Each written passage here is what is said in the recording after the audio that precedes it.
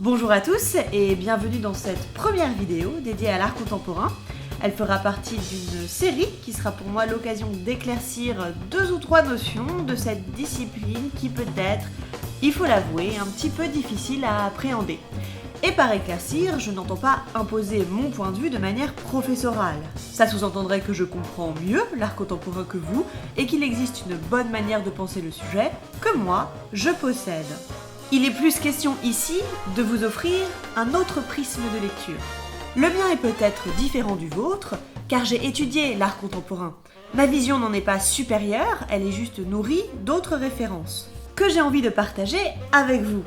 Après, si vous considérez que certaines œuvres dont je vais parler ici sont merdiques, c'est votre droit.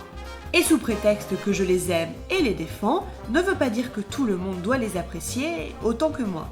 Si l'art contemporain est aussi détesté et nourrit autant de fantasmes, c'est bien qu'il y a quelque chose qui coince quelque part. Ah ben voilà, merci de le reconnaître.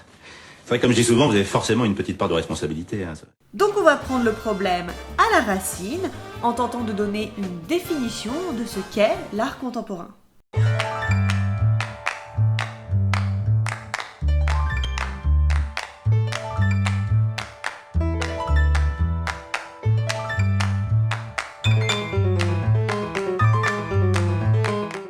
Bon, quand on dit art dans art contemporain, on parle bien sûr des beaux-arts.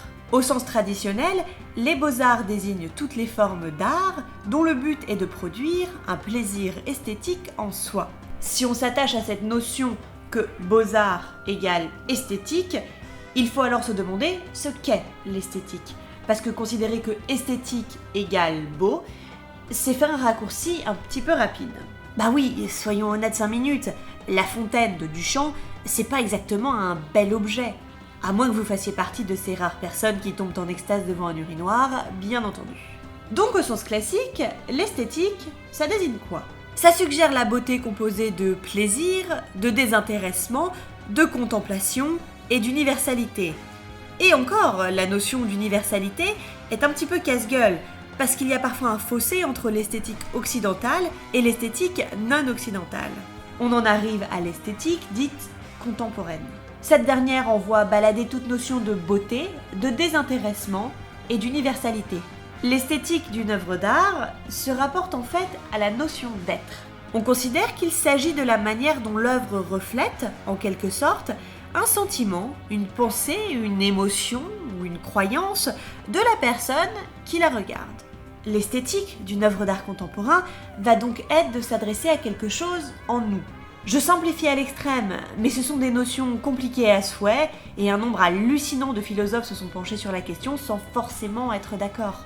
D'ailleurs, pour info, la définition que je viens de donner s'inspire surtout d'Heidegger. Sachez donc, quand vous êtes face à une œuvre d'art en disant « c'est beau » ou bien « c'est moche », que vous exprimez en fait un jugement de goût. En fait, vous n'exprimez rien du tout sur l'œuvre en elle-même, vous exprimez simplement votre état, votre perception subjective. Le problème étant, bien sûr, que le jugement de goût n'est pas toujours complètement personnel. Ce qui est considéré comme beau évolue selon les modes, selon les périodes. Prenez par exemple ce tableau, il correspond au goût de l'époque. Aucun doute quant à ses qualités techniques, voire à l'intérêt intellectuel qu'on peut avoir à étudier une telle scène de genre, à réfléchir à sa composition très étudiée, etc. Si je devais exprimer un jugement de goût, cependant, je dirais que je trouve ça moche, parce que j'ai horreur de ce genre qui ne m'évoque rien, ne s'adresse à rien en moi.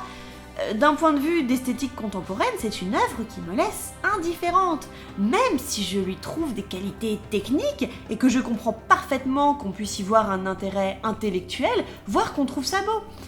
Bref, rien ne vaut l'illustration par l'exemple, donc revenons à la fontaine de Duchamp. En quoi, d'un point de vue contemporain, peut-elle être esthétique ? Et je n'insiste pas par hasard sur cette œuvre en particulier. Je la choisis comme exemple car il faut savoir qu'elle a donné lieu à un grand nombre d'interprétations et d'écrits, parmi lesquels ceux de spécialistes de l'esthétique qui s'interrogent sur la redéfinition de l'art qu'elle implique.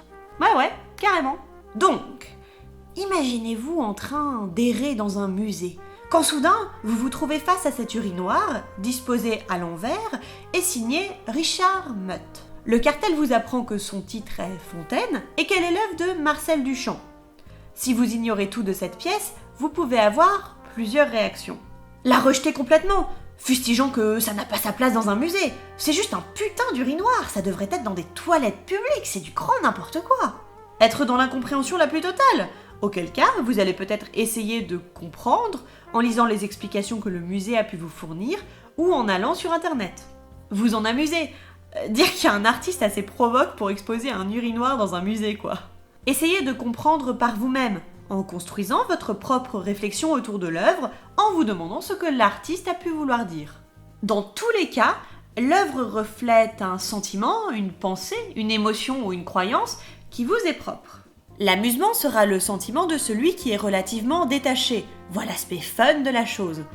Le rejet se produira chez celui qui croit que l'art doit absolument être une création avant une idée, et que tout ça, c'est juste une bouillie philosophique prétentieuse. L'incompréhension, qu'elle se traduise par la construction d'une pensée propre ou fruit d'une recherche autour de l'œuvre, sera plus la réaction d'individus laissant prévaloir une approche intellectuelle de l'art et faisant montre d'une grande ouverture d'esprit. Je pense que La Fontaine ne peut laisser personne indifférent.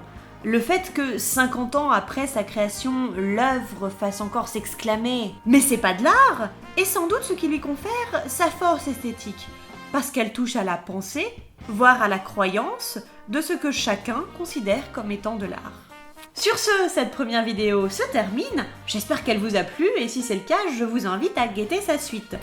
Bonne journée à tous et à la prochaine.